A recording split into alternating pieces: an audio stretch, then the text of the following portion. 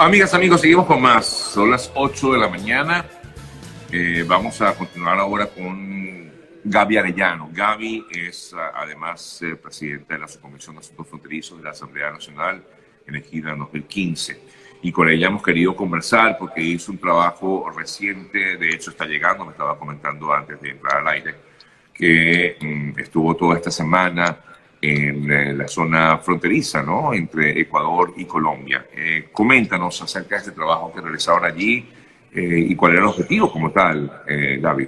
Buen día. Hola Sergio, hola a toda tu audiencia, saludos, buenos días, gracias por el espacio. Bueno, hemos realizado un trabajo que teníamos en deuda, que por motivos de pandemia y de otros eventos fuera de nuestro alcance, se tuvieron que posponer durante un año. Recordemos que nosotros desde el 2019 comenzamos a hacer todos estos recorridos de las denominadas rutas de los caminantes para verificar información, para certificar muchas cosas que a veces ruedan por las redes sociales. Tú mismo has denunciado infinidad de testimonios, algunas cosas se alejan de la realidad, otras se invisibilizan entre tanto tráfico de noticias. En el 2019 hicimos toda la ruta de lo que es desde Cúcuta a Bogotá. En el 2020 teníamos planificado hacer todo el proceso de la costa Caribe y del sur de Colombia. Lamentablemente por la pandemia nos tocó hacerlo este año. En febrero estuvimos toda la ruta que es desde La Guajira hasta Cartagena, que es la frontera con el estado Zulia, y en estos últimos 7 días estuvimos en la ruta de lo que se denomina el sur, que es la ruta que sale desde Cali hasta el punto limítrofe entre Ecuador y Colombia, que es Rumbichaca y Piales. Visitamos 3 departamentos, toda la zona del Valle del Cauca, con la zona distrital de Cali, Palmira, Jamundí y Yumbo, que fue una zona que principalmente estuvo muy acentuada las protestas entre mayo y junio acá en Colombia.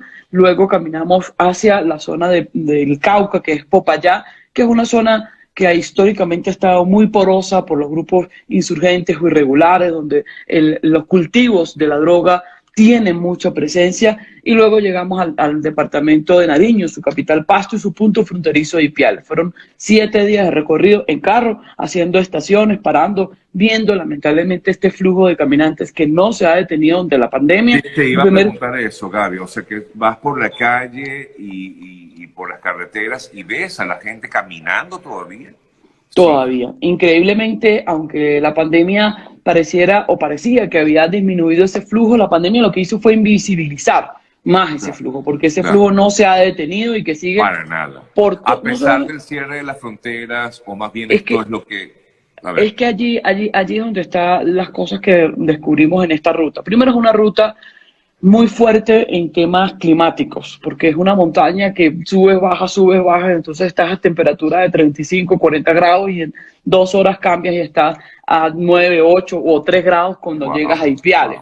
Es un clima inclemente, pero además es una zona de muchos riesgos. O sea, nuestros caminantes, primero no hay sino 2 puntos en todo el recorrido, estamos hablando de 470 kilómetros, donde solamente hay un punto de hidratación de una pastoral social con Save the Children, una organización internacional. De resto, vuelves a ver la cooperación y la ayuda cuando llegas a Ipiales, en un punto y donde lamentablemente lo que tienen los venezolanos en todo este recorrido es la solidaridad de ciudadanos, la buena voluntad de un gandolero que los recorte en camino, porque son tramos muy distantes. Claro, por eso es que caminan muchísimo, porque son tramos muy largos y no todo el mundo les da la cola, como quien dice. No, la cola se la dan en el mejor de los sentidos los gandoleros, sobre todo a las mujeres y a los niños. Vimos muchos niños, Sergio, mucha familia caminando en esa zona con niños de 9, 3, 4, 6 meses. Vimos una madre con 6 hijos y caminando por tramos inhóspitos. Ahora, y allí, pero esta gente va, o es en ambos sentidos, de Colombia en ambos Ecuador, sentidos. Y de Ecuador En ambos sentidos. O sea, tú vas en el carro, imagínate que hay gente que va en sentido hacia la frontera, que es Ipiales, Ecuador, Perú, y hay gente que viene saliendo que va desde nuevo hacia Venezuela. Entonces hay doble vía de caminantes, uno va recogiendo testimonios, documentando, dándole un poco de... esos testimonios, ¿qué te dice la gente? ¿Qué comenta la gente? ¿Qué expresa? Primero hay gente que al pasar tantos días ya bajo el sol, va comiendo muy poco, comiendo agua, tomando agua y pan cuando mucho, pues mucha gente pierde la noción del tiempo, ¿no? Eso es lo primero que hay que rescatar. Segundo, los que medianamente han podido comer alguna fruta o les han dado algo en el caminar, tienen mucho miedo, caminan entre las horas de las 6 de la mañana y 3 de la tarde, porque después de las 3 de la tarde en esos recorridos domina o controla los grupos irregulares. Nos contaban testimonios de que en varios tramos llegaban jóvenes en motocicleta, en motos, y les decían, yo llevo a los niños de 6, 7 años, niños varones, yo los acerco hasta el peaje, y donde hemos recogido testimonios de que esos niños no han aparecido. Claro. Y que pasan al reclutamiento o que les llegan y les dicen, mire, se van a ganar 400, 500 mil pesos para trabajar en una finca recogiendo café o recogiendo naranjas o limones y terminan en los cultivos de la coca. Y lo que vimos más acentuado, que es una de las cosas que más nos preocupa, es la trata de personas, que les dicen, mire, nosotros los vamos a llevar para que trabajen en casas de familia, a las mujeres sobre todo, y terminan en los puntos fronterizos siendo explotadas sexual, o siendo explotadas laboral, o esclavizadas, o llevadas hacia las zonas rurales, porque es una zona muy agrícola de Colombia. Aquí, además de los sembradíos de coca que hay, pues también hay producción agrícola. Entonces es muy fácil camuflajear o engañar ofertas laborales para terminar en este mundo del tráfico. Pero en la frontera, cuando llegamos a Ipiales, en Cali, primero entramos a un asentamiento, una invasión, donde estaban muchos venezolanos. Cali pues es un punto donde se encuentran muchas rutas, la gente que viene de Arauca puede encontrarse en Cali, los que bajan de Bogotá o los que vienen desde Cúcuta, que pasan por Medellín y la zona del Cafetal. O sea, Cali se convierte en un gran punto donde se encuentran muchos caminantes en ambos sentidos, pero también después de Cali, pues está, además de la ruta del Cauca, también hay una salida hacia la ruta del Putumayo, que es mucho más riesgosa y peligrosa que la del Cauca, y que además tiene salida hacia el Pacífico, y es una de las rutas históricas en Latinoamérica de la trata internacional de personas, que salen hacia Asia y que ahora hay unos paquetes para vender venezolanos que llegan a hacer servidumbre hasta Estados Unidos. Lo vimos, pero cuando llegamos a Cali, dentro de un asentamiento, o entramos a un asentamiento a buscar testimonios, a buscar cómo viven los venezolanos que deciden estar o varios tiempos en Cali, o que solamente están allí para recoger algunos pesos y poder recortar los tramos en los recorridos de las caminatas. Y cosa, cuando voy saliendo, duramos como 2, 3 horas en ese proceso, y cuando vamos saliendo, entrando, me dice la persona con la que vamos, un líder social de la zona, me dice, mira, esto, aquí no puedes sacar teléfonos, aquí no puedes grabar.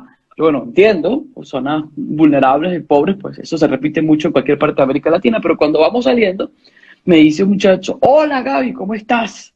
Evidentemente era venezolano. Yo le digo, hola, ¿cómo estás? Me dice, aquí mandamos el tren de Aragua, no se te olvide. Yo quedé, como decimos en criollo, en la cédula. Frío. Salimos de la zona y ahí me dice el líder social, mire, aquí en estas barriadas, en estas invasiones, hay fronteras limítrofes y el tren del agua tiene mucho control y han crecido. Pero ya va, estamos hablando de la frontera. No, ya va. Estamos hablando de Cali. Cali, dentro de Cali. Dentro de Cali. Bueno, yo ahí salimos a Popayán, en Popayán nos reunimos con autoridades, con caminantes, seguimos hasta llegar a Ipiales. Cuando llegamos a Ipiales, que es el departamento de Nariño, ya del punto fronterizo de Rumichaca, primero el puente oficial está cerrado por temas sanitarios, Ecuador, Colombia ya ha dado todas las intenciones para que se abra, pero Ecuador todavía por protocolos sanitarios no ha aperturado este paso, y yo por eso suplico al presidente Guillermo Lazo que abran esos puentes, porque el ecosistema que hay alrededor de esos puentes es una cosa bárbara. Cuando estoy llegando a Ipiales y paso por el terminal de Ipiales, oh sorpresa, me vuelven a detener otros venezolanos y me informan que toda esa zona es una zona controlada por el tren de Aragua. Y que si usted quiere por el tren de Aragua, y que si yo quiero pasar en carro hacia Ecuador, si no quiero pasar por ningún lado caminando ni por el río, yo tengo que pagar $40. Okay. Yo me separo y le digo, ¿cómo así que el tren de Aragua? ¿Qué tren de Aragua? Yo no entiendo de qué me estás hablando. Me dice, el tren de Aragua, Gaby. Y yo, ¿de qué tren de Aragua? Me dice, desde Aragua, Gaby, los de Aragua. Los de Aragua, y yo le digo, pero es que no entiendo a qué se dedican ustedes, cuál es su empresa, qué es lo que ustedes hacen. Yo pecando un poquito de inocente y me dice, bueno, nosotros somos la organización de nuestro líder Tarek Aizami. Nosotros trabajamos en todo el proceso de traer venezolanos, los que quieren trabajar, echarle pichón en cualquier oferta laboral, en Perú, en Chile, en Ecuador. Nosotros estamos en todos los puntos fronterizos y pues ayudamos a los venezolanos a pasar. Él me pinta todo como una gran empresa, una corporación, y yo evidentemente me quedo apasmada. Los socios Tren del Agua, una banda de delincuentes. Entonces escúcheme lo siguiente, pero póngame atención. Cuando él me da las ofertas de cómo quiero yo pasar, o las propuestas de paquete, si quiero pasar en carro, si quiero pasar en moto, si quiero pasar caminando, cuánto cuesta pasar por esos distintos puntos. Entre Ecuador y Colombia hay aproximadamente 75 trochas en las cuales ellos tienen el 80% del control de esas trochas. Entonces, nos quedamos en Ipiales y en la noche empiezo a hablar con distintas asociaciones, la pastoral social, que hacen vida humanitaria en esa zona de Ipiales. Y todo el mundo me empieza a recalcar que allí se pueden hacer cosas, que la cooperación internacional ha entrado, que tiene algunos programas, pero que todo depende del Tren de Aragua. Yo creo que Carrizo es el Tren de Aragua y me dice, bueno, el Tren de Aragua es una banda criminal que aquí ha tenido el control de la trata de personas, que además de cobrar por los paquetes para pasar por los pasos fronterizos, pues también son los que traen a las personas desde Venezuela, ya sea para explotación sexual, o las llevan hacia el Pacífico y las venden hombres a grandes bandas criminales desde Estados Unidos, México o al otro lado del mundo en Europa y Asia. Y eso tiene todo un control. Y aquí todo lo que se hace, Gaby, tiene que pasar por ellos. Bueno, yo me voy a dormir a las 10, 11 de la noche del sábado. Cuando me levanto, cuando estoy durmiendo, me llega una nota que me dice: hola, diputada, usted llegó aquí sin avisar. Mucho cuidado con lo que dice y dónde lo dice. Bueno, pero lo está diciendo. El Tren de Aragua. Y es allí donde yo llamo a las autoridades colombianas y le digo, de verdad, yo no puedo... preguntarte, Gaby, porque yo llamo tiene que tener la complicidad de funcionarios policiales, militares han de llegado, Ecuador, de Colombia. Ya no solamente es una banda criminal la que asesinaba en Aragua y la que pasaba el tráfico de drogas, sino que ahora hay ecuatorianos, colombianos, y hay todo un ecosistema donde ellos son la cabeza, pero lo más grave es que no están ocultados. Es que están en las calles, es que la sociedad sabe que están identificados. Con la cara descubierta. Pero con la cara totalmente descubierta. O sea, muchachos jóvenes que unos creen que están trabajando en una empresa, claro. Una empresa que como que, bueno, trabaja en BPI, pues, o trabaja en, no sé, cualquier empresa del mundo y están haciendo un trabajo. Pero es allí donde yo particularmente le informé a la policía de Colombia y me dijeron, bueno, diputada, eso lo estamos haciendo, pero ellos están en unos asentamientos. Le digo, no están en ningunos asentamientos. No están en ningún asentamiento, están en la puerta del terminal de Ipiales, están en todos los pasos fronterizos, están en cualquier punto o peaje donde hay venezolanos, tratan de buscarlos, engañarlos, estafarlos. O sea, están a lo largo y ancho del territorio colombiano, porque cuando tú estás en Cali, o sea, no es un punto limítrofe, y hablas sin ningún miedo, es porque están en todos lados. Pero me imagino que aterrorizarán no solamente a los, se les genera miedo, temor a estas personas de origen venezolano, sino también a los propios habitantes del lugar. Pero es que no. lo más grave, Sergio, es que ellos al venderse o al posicionarse como una corporación, ellos inspiran simpatía entre los lugareños. Una especie de Pablo Escobar. Una especie de lo que vivió este país por mucho tiempo sobre los grupos irregulares, donde hay ausencia de Estado.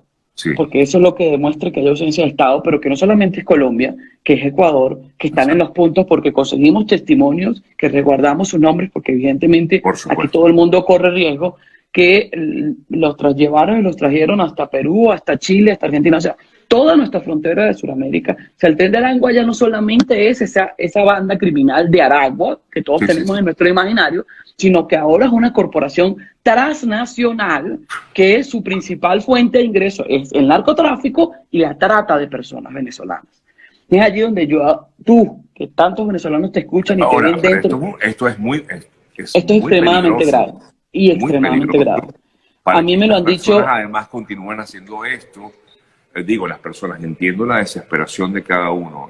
Es igual. No, el juego de la necesidad, Sergio. El juego de la necesidad. O sea, ¿cómo tú llegas hacia Ipiales bajo la oferta de que vas a entrar a Estados Unidos? Ajá. O sea, hay cosas que la lógica racional no te lo permiten. Pero la necesidad y el hambre del venezolano, todos sabemos cuál es el origen de todo esto, ¿no? Exactamente, y que al final, Sergio, lo que esto comprueba tres cosas. Una cosa es que te lo cuenten, una cosa es que tú lo veas a un video, otra cosa es que tú tengas el testimonio de frente. Que lo vivas en carne propia. O sea, que tú veas cómo lo que nosotros vimos o estudiamos muy lejos de nuestro territorio, hoy seamos el principal caldo del cultivo de la trata de personas, de incorporaciones transnacionales. O sea, lo que bueno, tú Ahora, me conociste a mí en Cúcuta, yo he ido a frontera. ¿Qué se puede hacer? Discúlpame, Gaby. ¿Qué se puede hacer al respecto? Primero abrir los pasos oficiales. Si los puentes están abiertos, yo no estoy diciendo que vamos a acabar con ellos, pero vamos a minimizar Claro, el control. igual lo que pasa en la frontera aquí en México, Estados Unidos. Si se abre la frontera, se minimiza la ilegalidad. No, si se abra con controles, porque las fronteras se cerraron por los problemas sanitarios, eso lo entendemos, pero ya después donde está hoy el COVID y de todo lo que sabemos de cómo poder tratarlo, llevarlo y vivir con él, no tiene sentido de que la frontera esté encerrada, y yo lo hago como una súplica, no lo hago como una exigencia, lo ruego. O sea, después de lo que yo vi el fin de semana en Ipiales, yo le ruego al presidente Guillermo Lasso, le ruego a los amigos de Ecuador que hagan todo lo que tengan que hacer para que estos pasos se abran, porque además esta corporación como transnacional criminal, como el Tren de Aragua, tiene alianzas con sectores políticos de distintos países de América Latina. Tiene alianza con esos que quieren desestabilizar las instituciones de América Latina, en Ecuador, en Colombia, en Perú, en Chile. Entonces los gobiernos demócratas tienen que entender que la seguridad en las fronteras es transversal para poder quitarle poder a estas mafias que nacieron desde Venezuela, que son controladas y dirigidas desde Venezuela, y que tienen toda una estrategia geopolítica criminal en el hemisferio, y que lamentablemente es a costa del sacrificio, la necesidad y el sufrimiento de los más vulnerables, que es el pueblo venezolano, que es el que sigue padeciendo todas estas barbaridades que lamentablemente recogimos y vivimos, y que no cesan. Lo que nosotros podemos hacer, mucha gente me ha escrito en las redes después de que publiqué que estábamos allí, ¿qué se hace? Primero visibilizar, Sergio, visibilizar. Porque al acostumbrarnos a todas estas barbaridades, se invisibiliza toda esta tragedia. Visibilizar. Bueno, es que no podemos acostumbrarnos, justamente. Exactamente, porque mucha gente, no, pero es que eso se sabe. Sí, eso se sabe, porque se sepa no puedo decirlo. Porque se sepa tengo que ignorarlo. Porque se sepa, porque haya cualquier cantidad de historias, nos tenemos que callar, no puede ser. Y hay que hacer todo lo que podamos hacer para visibilizar, primero, en los gobiernos. Segundo, explicar lo que es el Tren de Aragua. O sea, no es una empresa que montaron 2, 3 venezolanos. ¿Quién organizó el Tren de Aragua? ¿Y quién representa el Tren de Aragua? Y que esté campante como unas banderas, donde toman territorio, ponen sus banderas, y estamos y somos, y aquí no pasa nada, aquí todo pasa por nuestro control. Y es allí donde creo que hay mucho trabajo que hacer. Primero por documentar, por identificar, por caracterizar, por visibilizar y por hacer llegar a los organismos internacionales, sobre todo a los gobiernos de Colombia y Ecuador, a las distintas instancias, que no se pueden tener los pasos fronterizos cerrados, que no se puede seguir Ahora, Gaby, ocultando eso. Sí, no se puede ocultar bajo ningún concepto. Gaby, pero si está la presencia de estas bandas de delincuentes en esta zona, yo me imagino que también hacen vida pues, en las ciudades, ¿no? Recientemente vimos lo que ocurrió en Colombia, y sobre todo Cali fue una de las ciudades donde más la violencia se hizo presente. ¿Pudieran estar involucradas también estas organizaciones en estos actos vandálicos? Yo no tengo la menor duda. Yo no tengo la menor duda, porque además ellos necesitan que exista brotes de xenofobia para que el venezolano se tenga que mimetizar y tener que entrar por la fuerza de la necesidad a estas organizaciones criminales transnacionales. O sea, la violencia va muy pegada a la xenofobia, y estos actos criminales, nosotros recogimos también testimonios de muchos lugareños donde nos decían en Cali, es que muchos venezolanos estaban en las protestas, les pagaban por dañar. Yo no sé cuál es la cantidad, pero sí te puedo decir que estas bandas criminales que tienen presencia de venezolanos, que no llegan caminando, que llegan como autoridades del gobierno de Venezuela. Pero yo en estos territorios. Gaby, esto tiene que tener la complicidad de fuerzas internas del propio... Totalmente. Claro. Yo lo asumo con mucha responsabilidad, y yo estoy clara de lo que estoy hablando, Sergio, y nosotros hemos recibido denuncias de esto, y por eso vamos a los territorios, porque no es que me lo cuenten a la distancia, claro, sino percibir y conseguir... ¿Ustedes pudieron incluso evidenciar todo esto aparte de conversar con ellos? O sea, hay imágenes, gráficas, videos. Sí tenemos imágenes, tenemos testimonios, sobre todo víctimas de esta red criminal, gente, y te puedo decir que después de que monté mis redes sociales esta información, me han escrito venezolanos de cualquier parte de América Latina que tienen testimonios de historia. Estamos en un proceso ya acá en Bogotá de caracterizar. También me han llamado autoridades, me han llamado parlamentarios del Ecuador, me han llamado autoridades acá de Colombia, y vamos a hacer todo un trabajo de documentar con mucho juicio, como dicen aquí en Colombia, de tratar de minimizar estos pasos. Lo primero es tratar de hacer todo lo que esté en nuestras manos para que se abran los puentes oficiales. Eso es el primer paso para poder minimizar, documentar y visibilizar, o sea, la trata de personas. ¿Qué es la trata de personas? ¿Por qué en Venezuela, en los llanos de Venezuela, sobre todo conseguimos mucho testimonio, se hacen ofertas laborales, cuando pasan en la frontera terminan siendo esclavizados, o en explotación sexual, o en trabajo laboral, o un trabajo muy forzoso donde no les pagan absolutamente nada, o terminan siendo traficados para bandas criminales de lo que usted se pueda imaginar en cualquier parte del mundo?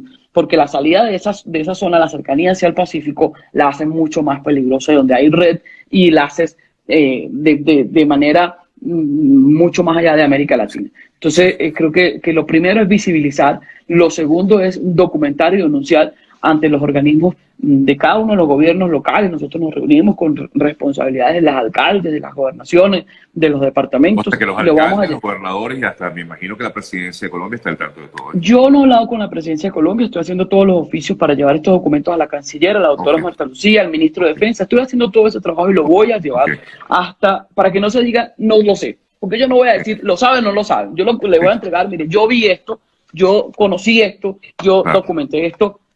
Yo creo que ustedes tienen que actuar y saber. Yo deduzco que tienen que saber, porque si yo lo vi caminando, pues las autoridades pues también lo saben.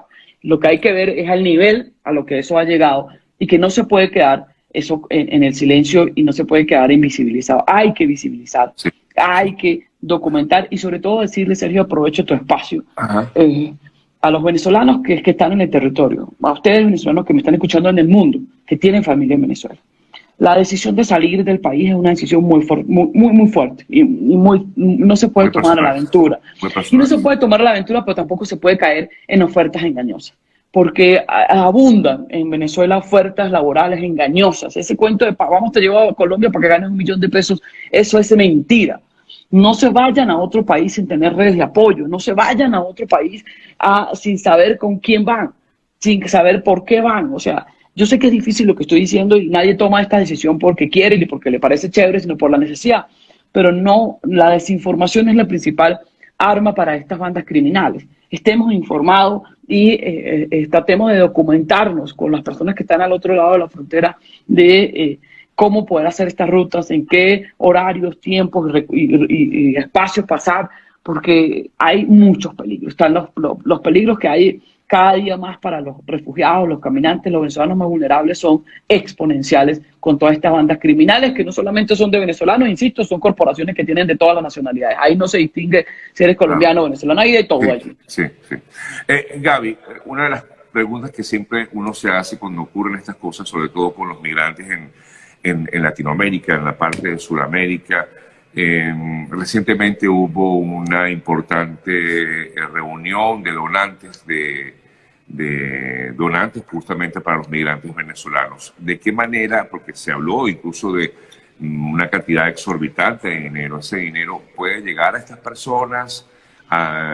Y digo, a estas personas que están en este proceso de paso a estos caminantes. O sea, una de las cosas por las cuales... Esto siempre sale a relucir y es inevitable preguntarse, ¿esto puede llegar ese dinero a ellos que están caminando, que están buscando un mejor...? Una de las cosas para bajar los riesgos en estos recorridos, nosotros lo vimos en el 2019, Sergio. Cuando nosotros visibilizamos la ruta de Cúcuta hacia Bogotá, automáticamente empezaron a llegar organismos multilaterales como OIM, ACNUR, Cruz Roja, World Vision, Save the Children. Y eso es una de las cosas que también hacemos con estos recorridos, visibilizar estos puntos. En una parte nada más había 2 centros donde le daban hidratación. Agua.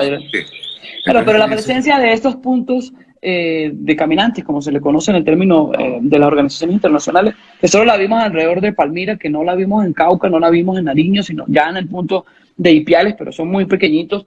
Evidentemente el número es muy grande.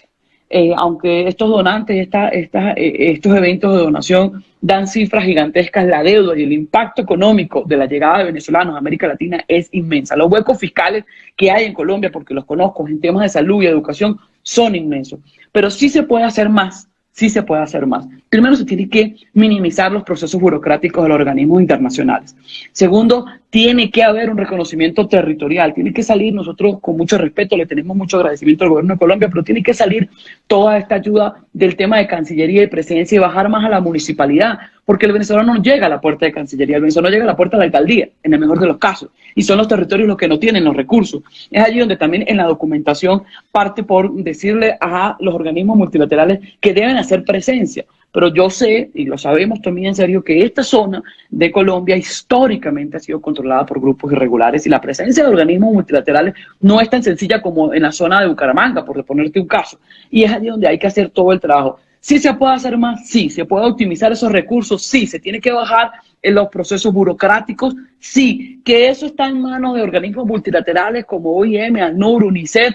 Y pare usted de contar también, y depende de ellos. Nosotros lo que hacemos es documentar, visibilizar y estar. Mire, yo creo que el punto que tienen en Palmira haría mejor efecto o mayor impacto si lo colocas en el peaje que está en Jamundí, por decirte algo, que es una de las cosas que evidenciamos.